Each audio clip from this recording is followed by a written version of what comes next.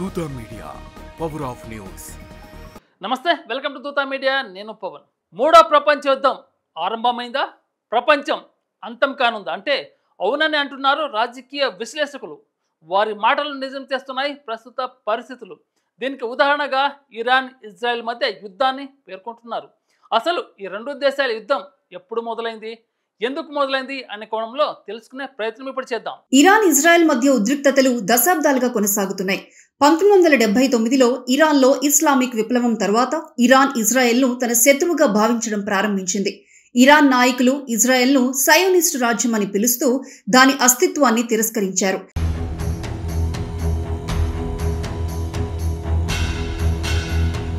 Israel కూడా ఇరాన్ను దాని అణు కార్యక్రమాలు, హమాస్, హెజ్బొల్లా వంటి ఉగ్రవాద సంస్థలకు మద్దతు ఇవ్వటం వల్ల బెదిరింపుగా చూసింది. ఈ రెండు దేశాల మధ్య దీర్ఘకాలంగా షాడో వార్ నడుస్తోంది. ఇందులో రహస్య దాడులు, గూఢచర్యం, ప్రాక్సీ సంఘర్షణలు ఉన్నాయి.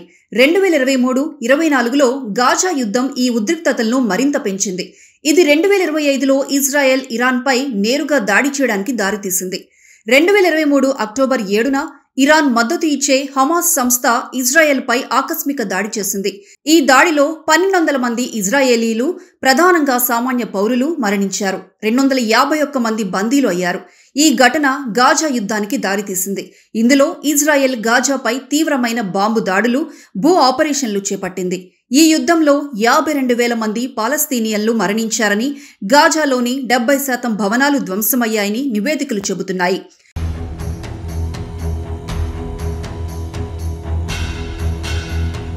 ఇరాన్ ఈ దాడులను జెనోసైడ్ అని ఖండించింది. ఇజ్రాయెల్కు వ్యతిరేకంగా తన ప్రాక్సీ సంస్థలైన హెజ్బొల్లా, హౌతీలను ఉసిగొల్పింది.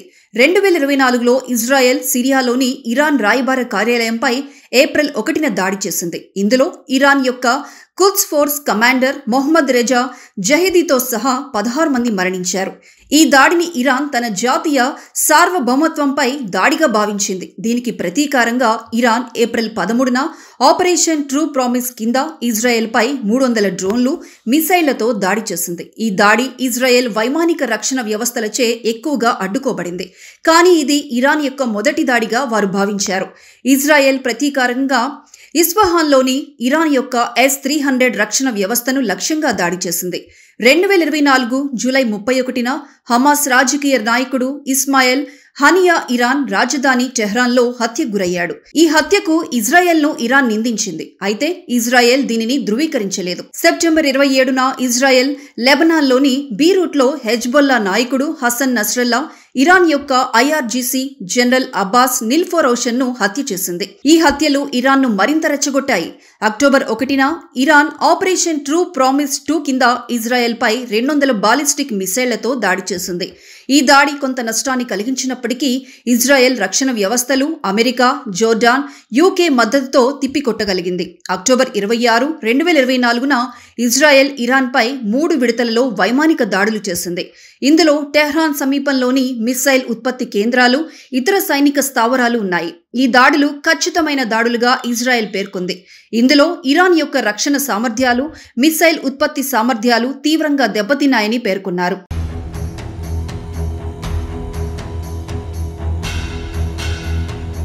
ఇరాన్ మాత్రం ఈ దాడులను చిన్నవిగా చూపించే ప్రయత్నం చేసింది. ఈ దాడిలో 4 ఇరాన్ సైనికులు, 1 పౌరుడు మరణించారని ఇరాన్ నివేదించింది. ఈ దాడి తర్వాత ఇరాన్ మరింత ప్రతీకారం తీర్చుకుంటామని హెచ్చరించింది. కానీ పెద్ద ఎత్తున స్పందన లేకపోవడం వల్ల ఉద్రిక్తతలు తాత్కాలికంగా తగ్గాయి. 2025 జూన్ 12న ఇజ్రాయెల్ ఇరాన్పై మరోసారి వైమానిక దాడులు చేసింది. ఈసారి ఇరాన్ యొక్క అణు సౌకర్యాలు, మౌలిక సదుపాయాలను లక్ష్యంగా దాడులు చేసింది. ఈ దాడులు ఇరాన్ యొక్క అణు కార్యకలాపాలను అడ్డుకోవడానికి పక్కా ప్లాన్తో ఇజ్రాయెల్ చేసింది. ఇరాన్ తమ అణు కార్యకలాపాలను గత దశాబ్దంలో గణనీయంగా అభివృద్ధి చేసింది. ఇది 10 అణు ఆయుధాలకు సరిపడా యురేనియం సమృద్ధిని కలిగి ఉందని నిపుణులు అంచనా వేస్తున్నారు. ఈ దాడి యునైటెడ్ స్టేట్స్, ఇరాన్ మధ్య జరుగుతున్న అణు చర్చలను దెబ్బతీసే అవకాశం ఉందని అంతర్జాతీయ విశ్లేషకులు హెచ్చరించారు. ఈ దాడి ఫలితంగా US ఇరాక్లోని తన రాయబారులను వెనక్కి రప్పించుకుంది. సైనిక కుటుంబ సభ్యులను మధ్యప్రాచ్యం నుండి తరలించబడింది. ఈ సంఘర్షణకు ప్రధాన కారణాలు ఇరాన్ యొక్క అణు కార్యకలాపాలు, ఇజ్రాయెల్పై దాని శత్రుత్వ వైఖరి, ప్రాక్సీ గ్రూపులకు మద్దతు అని తెలుస్తోంది.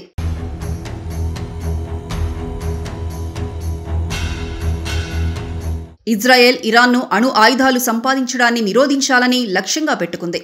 ఇది దాని జాతీయ భద్రతకు ప్రమాదంగా భావిస్తోంది.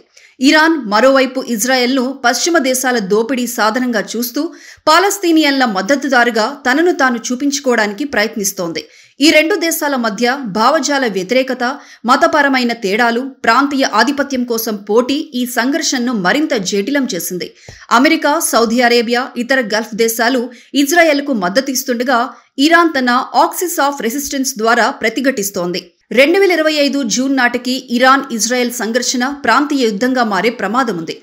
ఇజ్రాయెల్ యొక్క తాజా దాడులు అణు చర్చలను దెబ్బతీసినప్పటికీ ఇరాన్ ఇప్పటి వరకు పెద్ద ఎత్తున ప్రతీకార దాడులకు పాల్పడలేదు. అయితే ఇరాన్ యొక్క ప్రాక్సీ గ్రూపులు లెబనాన్, సిరియా, యెమెన్లో ఇజ్రాయెల్పై దాడులను కొనసాగిస్తున్నాయి. అంతర్జాతీయ సమాజం, ముఖ్యంగా యుఎస్, యూరోపియన్ దేశాలు ఈ సంఘర్షణను తగ్గించడానికి దౌత్యపరమైన ప్రయత్నాలు చేస్తున్నాయి.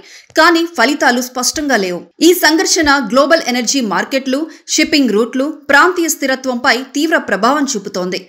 రాబోయే నెలల్లో ఈ ఉద్రిక్తతలు ఎలా రూపాంతరం చెందుతాయనేది అంతర్జాతీయ రాజకీయాల్లో కీలకమైన అంశంగా మారింది.